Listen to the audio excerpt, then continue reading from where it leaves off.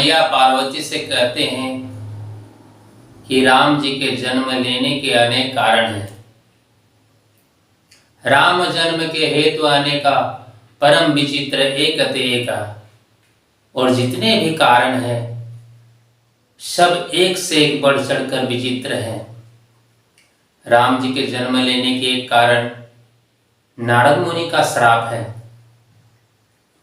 तुलसी बाबा कहते हैं, नारद श्राप दिन एक बारा, नारद श्राप दिन एक बारा, कल्प एक ही लगिया बतारा। नारद श्राप दिन एक बारा, कल्प एक तेहि लगिया बतारा। एक बार नारद मुनि ने भगवान विष्णु को श्राप दिया और एक कल्प में नारद मुनि के श्राप के लिए भगवान विष्णु का अवतार राम रूप में हुआ। गिरिजा चकित भई सुनि बानी, गिरिजा चकित भई सुनि बानी, नारद विष्णु भगत गुणी ज्ञानी। मां पार्वती सुनकर आश्चर्य हो गई और बोली, हे नाथ, हमारे गुरुदेव नारद मुनि विष्णु भक्त हैं और ज्ञानी है। नारद मुनि ने इतनी बड़ी भूल कैसे की कि विष्णु भगवान को श्राप दे दिया। कारण कवन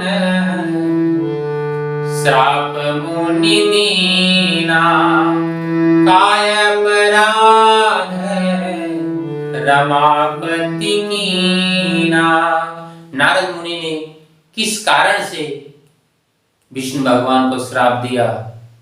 विष्णु भगवान ने क्या अपराध किया जिसके चलते नारद मुनि ने श्राप दिया? यहाँ पर शंकर भगवान मैया पार्वती से बोले कि देवी, आप कहती हो कि नारद मुनि ज्ञानी है। इस संसार में न तो कोई ज्ञानी है और न कोई मूर्ख है। भगवान जब जिसको चाहे तत्क्षण ज्ञानी से मूर्ख और मूर्ख से ज्ञानी बना देते हैं। मां पार्वती बोली शंकर भगवान से कि हे नाथ, नारद मुनि के मन में मोह कैसे उत्पन्न हुआ और नारद मुनि ने कैसे श्राप दिया और क्या श्राप दिया, यह प्रसंग विस्तार पूर्वक कहिए। यह प्रसंग मोहि कहवो त्रिपुरारी, सुनि मन मोह आचरज भारी। यह प्रसंग विस्तार पूर्वक कहिए नाथ। अब शंकर भगवान मैया पार्वती से कहते हैं कि देवी सुनो, एक बार नारद मुनि आकाश मार्ग से चले जा रहे थे। हिमालय की रमणीय स्वच्छंद स्थल को देखा और नारद की नजर पड़ी कि हिमालय की एक गुफा से मां गंगा की अविरल धारा प्रवाहित हो रही थी। नारद मुनि ने सोचा, यह पावन स्थान है, क्यों न यहाँ पर बैठकर कुछ देर के लिए भजन किया जाए। और नारद मुनि बहती हुई गंगा के तट पर बैठकर भजन करने लगा। पर नारद मुनि भगवान का भजन करते करते नारद मुनि की समाधि लग गई।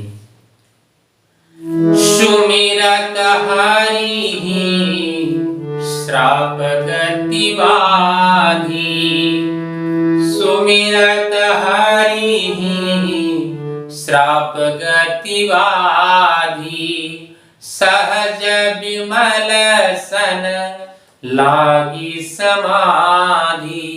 और भगवान का सुमिरन करते करते नारद मुनि की समाधि लग गई। नारद मुनि की समाधि कब जब पता इंद्रदेव को चला तो इंद्रदेव डर गया। इंद्रदेव को लगा कि नारद मुनि हमारे इंद्र पद को प्राप्त करने के लिए तपस्या कर रहे हैं, क्यों न नारद मुनि की तपस्या भंग किया जाए। अब नारद मुनि की तपस्या भंग करने के लिए देवराज इंद्र ने कामदेव को बुलाया और कामदेव से कहा, तुम्हें जो कुछ लेना है ले लो और नारद मुनि के पास जाकर नारद मुनि की तपस्या भंग करो।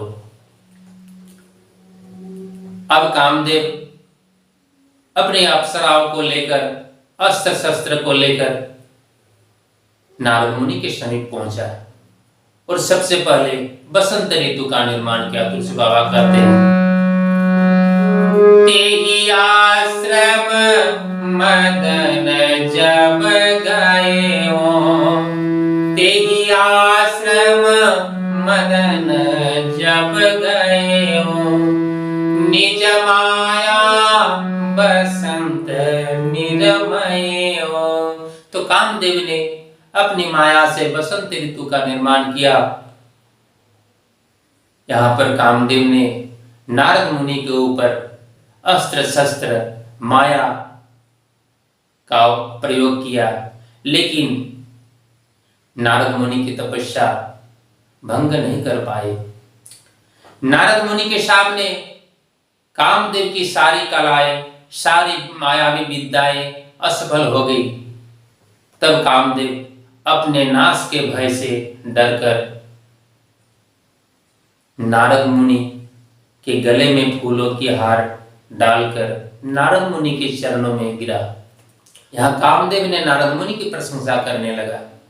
कामदेव ने कहा कि मुनिवर, आपकी जय जय हो, आपकी जय जयकार हो, आपकी तीनों लोकों में कीर्तिमान हो। आज तक मैंने बहुत से सारे ऋषि मुनि महात्मा को तपस्या करते हुए देखा, लेकिन आपके जैसा तपस्या किसी ने नहीं किया। आपने तो मुझे ही जीत लिया। अब नारद मुनि कामदेव की प्रशंसा सुनकर नारद मुनि की आंख खुली।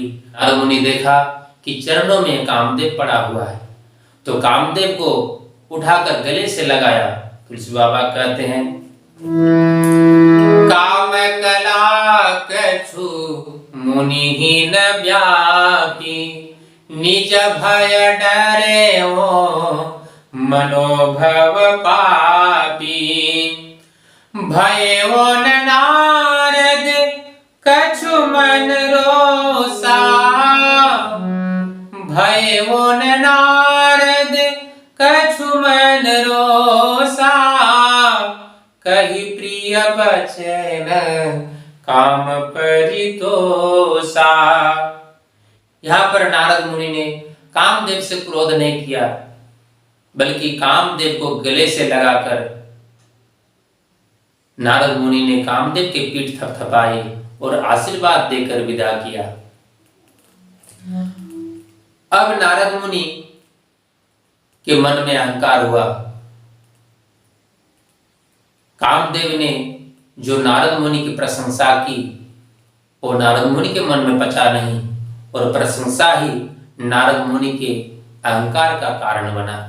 यहाँ पर नारद मुनि ने सोचा कि मैंने कामदेव को जीता है और क्रोध को भी जीता है, और एक शिव जी काम को जीत पाए लेकिन क्रोध को नहीं जीत पाए, और वो क्रोध में आकर कामदेव को भस्म कर दिया। इसलिए क्यों न मैं सबसे पहले शिव जी को सुनाऊं। अब शिव जी को काम चरित्र सुनाने के लिए सबसे पहले शिव जी के पास नारद मुनि पहुंचे।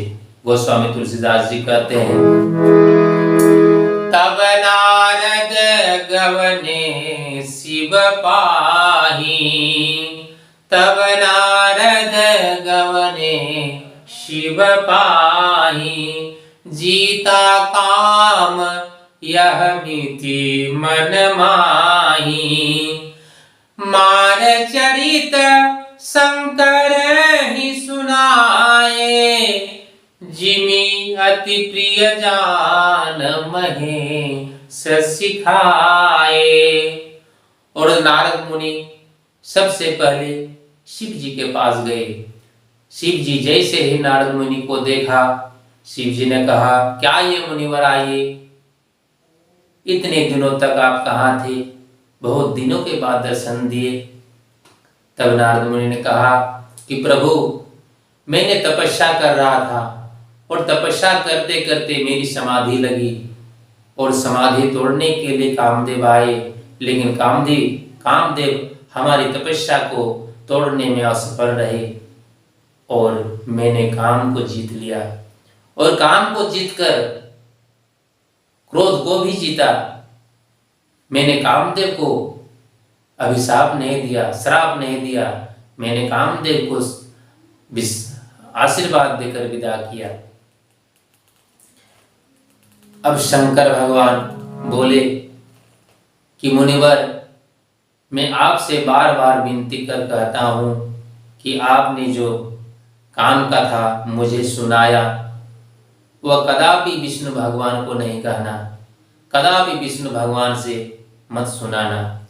जानी हरि सुनाए कहूं, चले वो प्रसंग दुराए हूं कबहूं। यदि श्री हरि विष्णु भगवान काम चरित्र कहने के लिए भी बोले तो काम कथा को छुपा कर रख लेना, कभी भी काम चरित्र को नहीं कहना। शंभु दीन उपदेश हित, नहीं नारद ही सुहान। यद्यपि शंकर भगवान ने नारद मुनि के कल्याण के लिए कहा, लेकिन नारद मुनि को उपदेश अच्छा नहीं लगा। नारद मुनि ने सोचा मन में कि हमसे शिव जी जलते हैं, क्योंकि मैंने काम को भी जीता है और क्रोध को भी जीता है, और शिव जी केवल काम को जीत पाए, क्रोध को नहीं जीत पाए। इसलिए हम शिव जी से तो एक कदम आगे हैं, इसलिए शिव जी हमसे जलते हैं। मैं क्यों न कहूं। अब शिव जी से विदा लेकर ब्रह्मलोक में चले गए। तुलसी बाबा कहते हैं, शंभु बचन मुनि मन नहीं भाए, तब बिरंची के लोक सिधाए। ब्रह्मा जी के पास गए और ब्रह्मा जी को भी अपना सारा काम चरित्र सुनाया। ब्रह्मा जी ने भी कहा कि मुनिवर, आपने जो काम कथा हमें सुनाया वह चार भुजा वाले विष्णु भगवान को कभी न सुनाना। अब नारद मुनि ने सोचा कि मैंने शिव को और ब्रह्मदेव को सुनाया, विष्णु भगवान को मैं क्यों नहीं सुनाऊं। विष्णु भगवान को सुनाने के लिए नारद मुनि चले। तुलसी बाबा कहते हैं, एक बार कर तलवर वीणा, गावत हरि गुण गान प्रवीणा। एक बार कर तलवर वीणा, गावत हरि गुण गान प्रवीणा। गावत हरि गुण गान प्रवीणा। यहाँ गोस्वामी तुलसीदास जी ने एक बार लिखा। एक बार क्यों लिखा? एक बार इसलिए गोस्वामी तुलसीदास जी लिखा कि जब भी नारद मुनि विष्णु भगवान के पास जाते तो बड़े प्रेम से हरि गुणगान करते हुए चले जाते। आज प्रवीण के साथ हरि गुणगान करते हुए चले जा रहे हैं, इसलिए प्रेम में और प्रवीण में अंतर है। प्रेम में और प्रवीण में अंतर है, इसलिए गोस्वामी तुलसीदास जी ने एक बार कर तलवर वीणा, गावत हरि गुण गान प्रवीणा लिखा। अब नारद मुनि हरि गुणगान करते हुए क्षीर सागर विष्णु भगवान के पास पहुंचा। जैसे ही विष्णु भगवान ने नारद मुनि को देखा तो विष्णु भगवान हर्षित होकर मुस्कुराते हुए नारद मुनि से गले लगाकर मिले। तुलसी बाबा कहते हैं, हर्षि मिले उठी रमानिकेता, बैठे आसन ऋषि समेता। और विष्णु भगवान ने अपने हाथों से सिंहासन पर मुनि को बैठाया और मुनि के समीप अपने बैठ गए।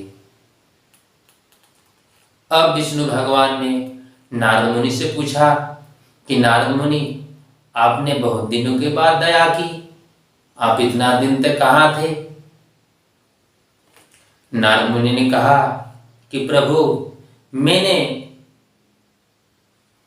तपस्या कर रहा था और तपस्या करते करते मेरी समाधि लगी और समाधि को तोड़ने के लिए कामदेव आया, लेकिन मेरी समाधि नहीं तोड़ पाए। कामदेव हार कर मुझसे क्षमा प्रार्थी की और मैंने उसे आशीर्वाद देकर छोड़ दिया। मैंने क्रोध नहीं किया, मैंने आशीर्वाद देकर विदा किया। यद्यपि भगवान शंकर ने नारद को मना किया था।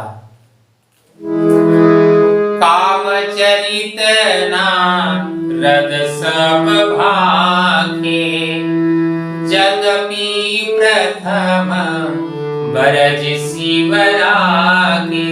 शिव जी ने मना किया था, लेकिन नारद मुनि नहीं माने। काम चरित्र सारा का सुनाया विष्णु भगवान को।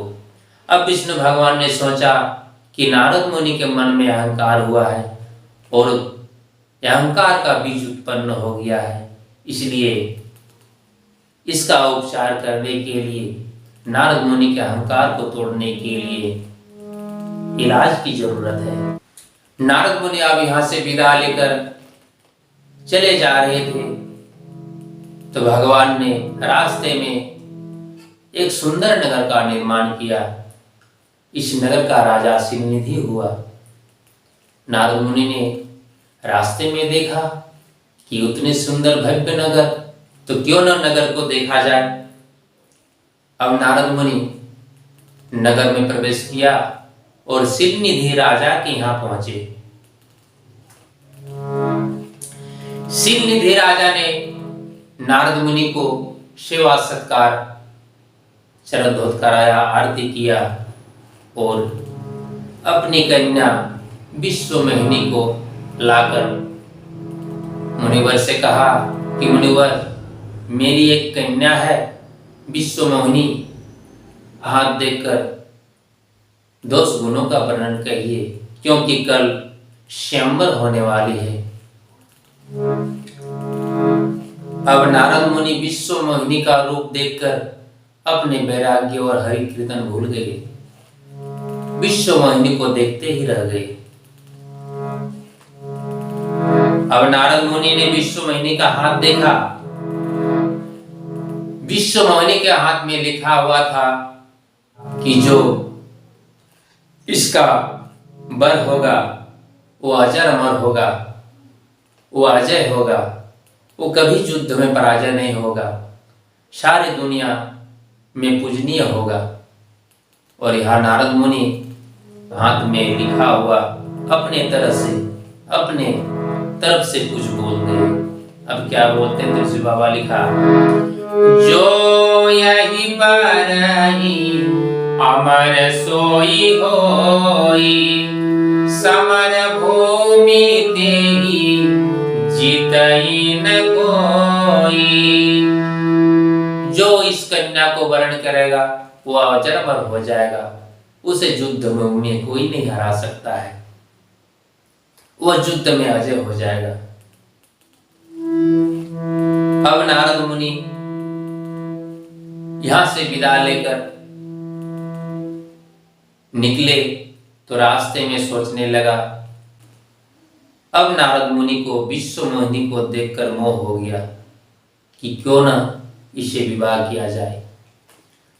अब नारद मुनि रास्ते में चले और मन में सोचने लगा करो जाई सोई जतन बिचारी, जेहि प्रकार मोहि बरे कुमारी।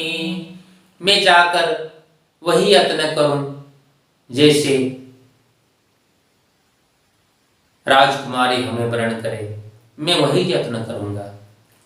यहां पर नारद मुनि ने सोचा कि यदि विष्णु भगवान से सुंदरता मांग लिया जाए तो अवश्य ही राजकुमारी हमें वरण करेगी। इसलिए विष्णु भगवान को बुलाने लगे। तुलसी बाबा कहते हैं बहुविधि विनय किन्नते ही काला, प्रगटे प्रभु कौतुकी कृपाला। यहाँ नारद मुनि ने 2-4 बार ही विष्णु भगवान को पुकारा और विष्णु भगवान प्रकट हो गए। भगवान बड़े कौतुकी है। विष्णु भगवान प्रकट हो गए। विष्णु भगवान ने बोला कि नारद मुनि अभी अभी आप हमसे मिलकर आए और क्यों पुकारा हमें, बताइए क्या बात है। तब नारद मुनि ने बोला कि भगवान हम विवाह करना चाहते हैं, आप हमें अपना रूप दे दीजिए और आप हमें अपना रूप दे दीजिए। विष्णु भगवान ने बोला क्यों? क्योंकि प्रभु मैं जो राजकुमारी को देखकर आया हूं वो अति सुंदर है, इसलिए अति सुंदरी राजकुमारी से विवाह करने के लिए अति सुंदर राजकुमार का रूप हमें चाहिए। और मैंने देखा कि आपसे सुंदर कोई और दुनिया में राजकुमार नहीं है, इसलिए आप हमें अपना रूप दे दीजिए। आपके रूप के बिना मैं उस राजकुमारी से विवाह नहीं कर सकता हूँ। राजकुमारी को प्राप्त करने के लिए आपका रूप हमें चाहिए प्रभु, इसलिए मैं आपसे आपका रूप मांगता हूँ प्रभु। आप एक दिन के लिए हमें आप अपना रूप दे दीजिए। यहाँ नारद मुनि के मुंह से एक अच्छी बात निकल गई। जेहि विधि नाथ होहि हित मोरा, करहु सोबेगी दास में तोरा। हे प्रभु जैसे मेरा हित हो वही आप करना, क्योंकि मैं आपका दास हूं और आपका दास बनकर रहना चाहता हूं।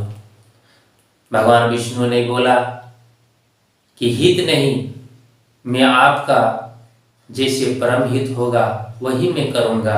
और नारद मुनि को विष्णु भगवान ने ऐसा कुरूप चेहरा बना दिया कि तुलसी बाबा कहते हैं मुनि हित कारण कृपा निधाना, दिन कुरूपन जाय बखाना।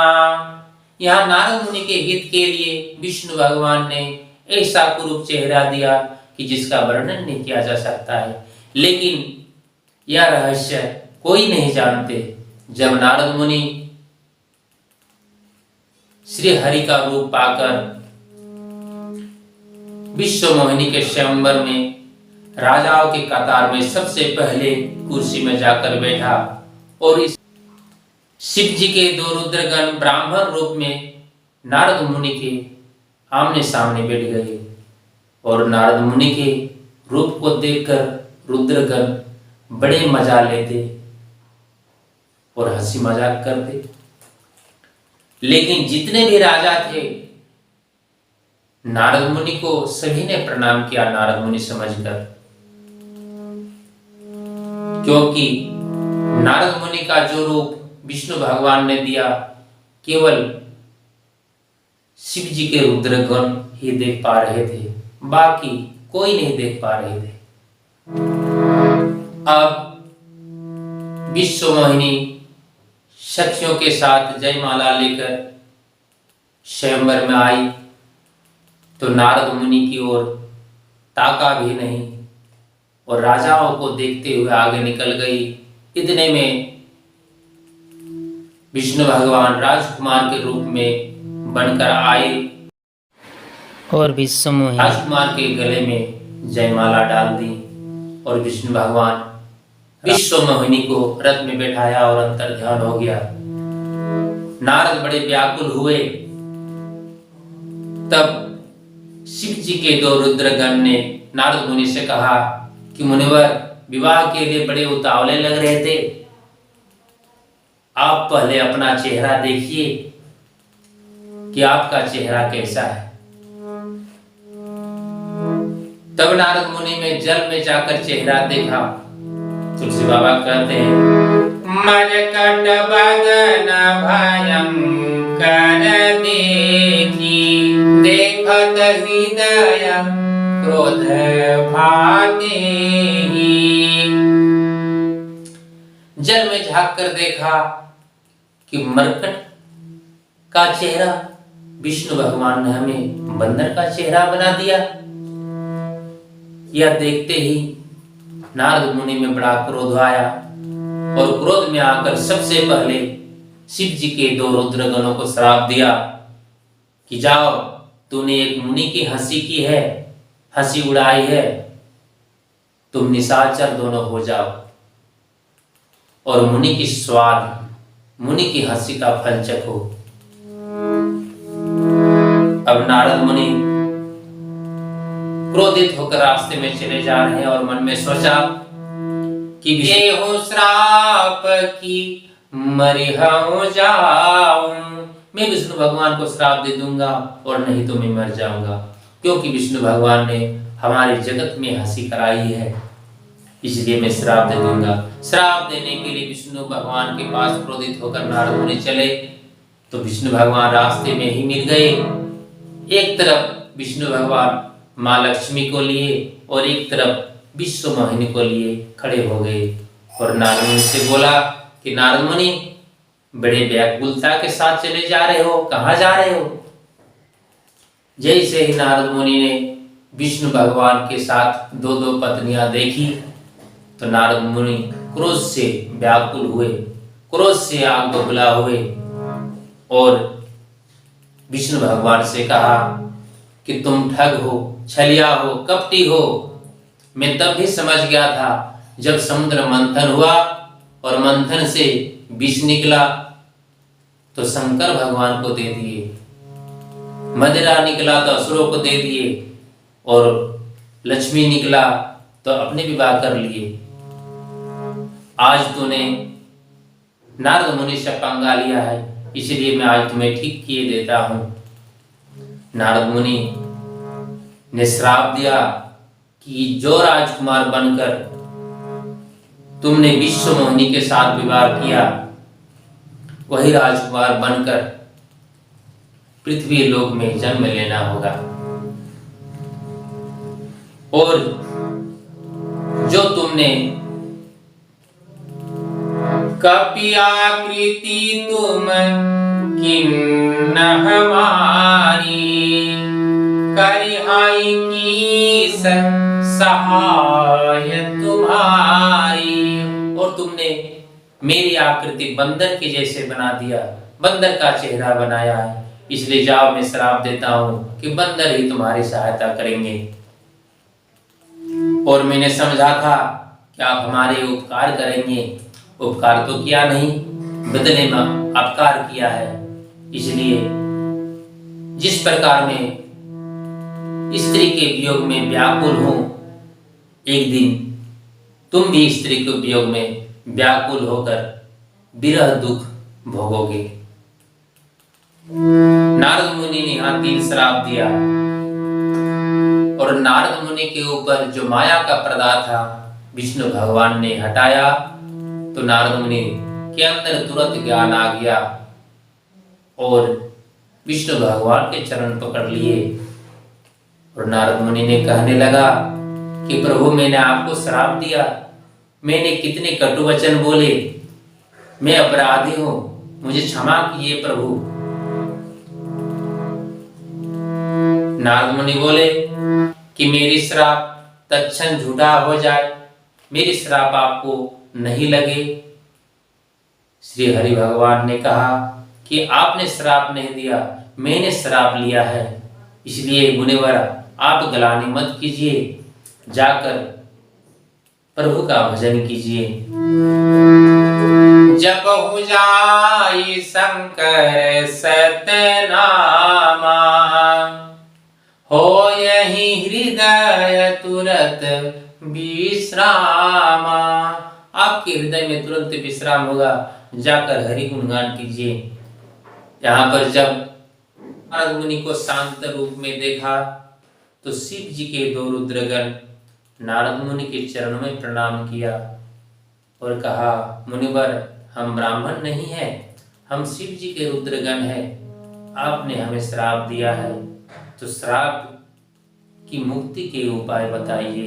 तब नारद मुनि कहा, भुज बल विश्वजितव तुम जहिया, धर्याहि विष्णु मनुज तन तैया। जब तुम दोनों अपनी बाहु भुजा